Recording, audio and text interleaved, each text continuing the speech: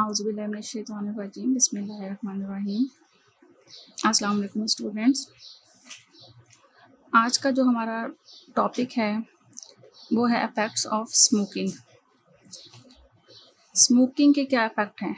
Smoking किसे कहते हैं? ये जो सिगरेट वगैरह पिया जाता है ये स्मोकिंग कहलाता है। Smoking is very harmful to human health. इंसानी सेहत के लिए जो स्मोकिंग है वो बहुत ज़्यादा नुकसानदेह है। The smoke contains chemicals and gases. जो सिगरेट का धुआं होता है या जो आम धुआं होता है उसके अंदर बहुत से केमिकल्स और बहुत सारे गैसेस होती हैं। Dried tobacco leaves are used in cigarettes. और सिगरेट के अंदर क्या चीज़ इस्तेमाल की जाती है? टोबैको की पत्तियां या लीव्स इस्तेमाल की जाती हैं। ये तंबाकू होता है, इन तंबाकू की लीव्स को जो है वो सिगरेट के अंदर भरा जाता है। The tobacco on burning produces a number of dangerous and toxic compounds. तो ये जो टोबैको है, ये तंबाकू जो होता है, इसको जब जलाया जाता है यानी जब सिगरेट को पिया जाता है उसे और जलाया जाता है तो उसकी वजह से, उसके धुएं की वजह से बहुत सारे डेंजरस, बहुत ज़्यादा ख़तरनाक और जहरीले जो कंपाउंड होते हैं, जहरीली चीज़ें जो होती हैं वो बनती हैं। Which have been shown in flow chart. इसमें से कुछ ऐसी जहरीली चीज़ें जिनके बारे में आपको नीचे फ्लो चार्ट में दिखाया गया है। ये harmful effects of tobacco smokes. Tobacco smoke means कि तंबाकू का जो धुआं होता है, जब उसे जलाया जाता है तंबाकू का, तो उसका जो धुआं होता है उसकी वजह से कौन कौन से केमिकल्स जो है वो निकलते हैं उस टोबैको स्मोक में से। एक है निकोटिन, दूसरा है carbon monoxide, a poisonous gas, ये एक जहरीली गैस होती है। कार्सिनोजेंस, कैंसर कॉजिंग केमिकल्स, ये ऐसे केमिकल्स हैं जो कि कैंसर कॉज करते हैं। जो हमने पिछला अपना लेक्चर पढ़ा था उसमें आपको बताया गया था कि बहुत सारे ऐसे केमिकल्स होते हैं जो कि गाड़ियों के धुएं वगैरह में से निकलते हैं या जो टोबैको है उसके धुएं में से निकलते हैं। जैसे आर्सेनिक वगैरह जो है वो बहुत ज़्यादा हार्मफुल केमिकल्स थे जो कैंसर कॉज कर रहे थे। बिल्कुल इसी तरह से कुछ कार्सिनोजेंस यानी कुछ केमिकल्स ऐसे होते हैं जो कि कैंसर कॉज करते हैं, जो तंबाकू के धुएं में से निकलते हैं। टार, ये भी एक केमिकल है जो brownish sticky substance, brown sticky substance के तौर पर ये मौजूद होता है धुएं में। इरिटेंट्स, केमिकल्स दैट इरिटेट, बहुत सारे ऐसे केमिकल्स होते हैं जो इरिटेट करते हैं, जो एलर्जी पैदा करते हैं या जो है वो लंग्स को जो है वो मुतासर करते हैं बहुत ज़्यादा। तो ये कुछ केमिकल्स थे। इसके अलावा बहुत सारे केमिकल्स हैं, जैसे कि यहाँ बताया गया है कि there are 7000 chemicals in cigarette smoke. सिगरेट का जो धुआं होता है उसमें 7000 केमिकल मौजूद होते हैं, इंक्लूडिंग 70 नॉन कार्सिनोजेंस, जिनके अंदर से 70 केमिकल्स ऐसे हैं जिनके बारे में ये पता है कि ये कैंसर प्रोड्यूस करते हैं। Emphysema and lung cancer may be the outcome of smoking cigarettes. एम्फिसिमा हमने पिछले अपने जो लेक्चर हैं उसमें हमने रेस्पिरेटरी डिसऑर्डर्स पढ़े थे, जिसमें हमने एक डिसऑर्डर एम्फिसिमा पढ़ा था। ये एम्फिसिमा, और अभी जो हमने एक लेक्चर डिस्कस किया कि लंग कैंसर क्या होता है, तो एम्फिसिमा और लंग कैंसर जो है वो इस स्मोकिंग, सिगरेट्स ऑफ स्मोकिंग का आउटकम है, यानी इसकी वजह से ये डिजीजेस, ये बीमारियां होती हैं। Cigarette smoke affects the structure and function of the lungs. Cigarette का जो धुआं होता है वो क्या करता है, लंग्स के स्ट्रक्चर को भी डिस्टर्ब कर देता है, स्ट्रक्चर भी उसका जो है वो ख़राब हो जाता है और उसका फंक्शन भी सही तरह से प्रॉपर नहीं हो पाता है। Toxin in cigarettes alter the airways, alveoli and the capillaries and immune system of the lungs.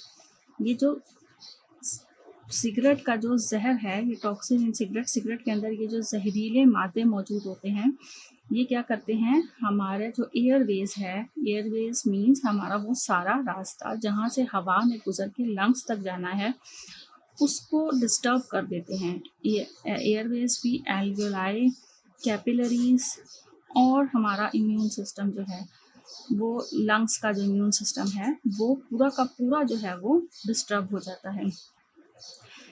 Smoking increase a risk of pneumonia.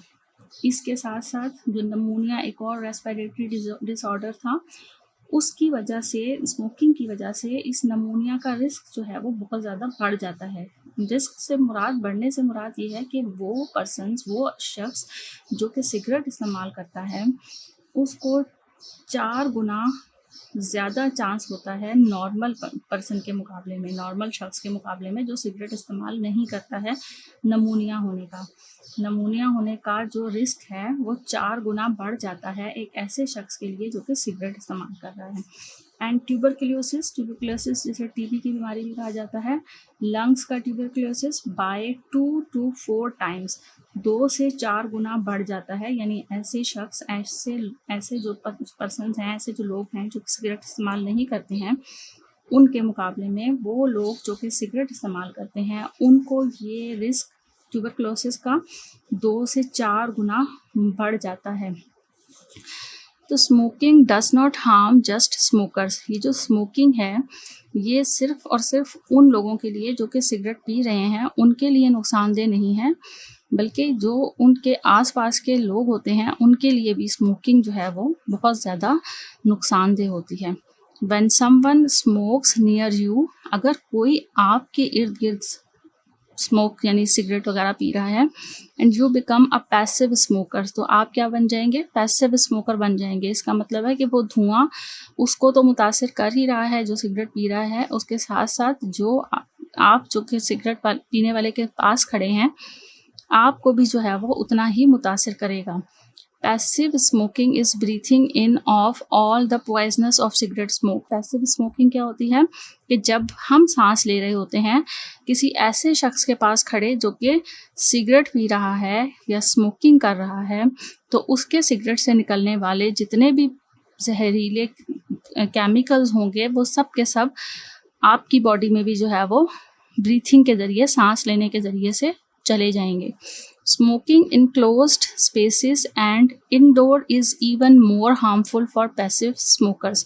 और ये स्मोकिंग जो है अगर किसी ऐसी जगह पे की जाए जहाँ क्लोज्ड स्पेस है, इसका मतलब है कि कमरे के अंदर बैठ के की जाए या घर के अंदर की जाए, इनडोर की जाए, घर के अंदरूनी हिस्सों में की जाए, वहाँ पर जो है वो ये पैसिव स्मोकर्स के लिए ज़्यादा नुकसानदेह होता है। क्योंकि अगर एक शख्स कमरे में बैठकर सिगरेट पी रहा है और कमरे में 5-6 लोग मज़ीद बैठे हुए हैं, तो वो 5-6 जो लोग होंगे वो भी समझें सिगरेट पी रहे हैं, यानी सारे के सारा जो धुआं उस सिगरेट में से निकल रहा है वो सारे केमिकल्स जो है वो उन 5-6 लोगों के सांस लेने के साथ उनकी बॉडी में भी मुंतकिल हो रहे हैं।